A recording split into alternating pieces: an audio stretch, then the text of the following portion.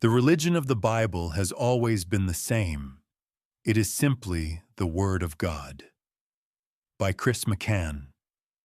God's people in times past, in the days when the Bible was being compiled, followed the true Word of God.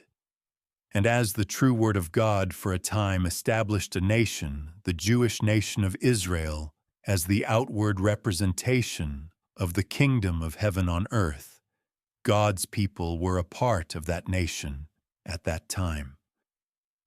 And when the true Word of God, the Bible, revealed, God had ended that relationship with that nation of Israel, which it did, by telling us the veil of the temple was rent in twain at the time Jesus was on the cross. Then God's true people followed the Word, which lead them out of that nation. And once again, as the true Word of God, the Bible established a new outward representation of God's kingdom on earth, the New Testament churches. Then God's people became a part of that entity for a time almost 2,000 years.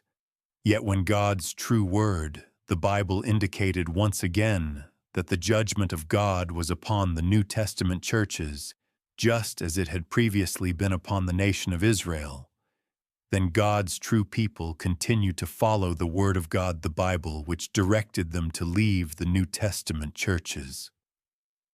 For a time, God established entities to represent the kingdom of heaven, Israel, church, but He has now ended those relationships with those entities. In this time of the end, it is no longer God's plan to deal with people through corporate bodies like the nation of Israel or the New Testament church. Instead, at this time, He is dealing with people as individuals. Despite the absence of an outward representative of the kingdom of heaven, such as the nation of Israel or the church, God's true Word, the Bible, today is still with and guiding the true people of God. In that regard, nothing has changed.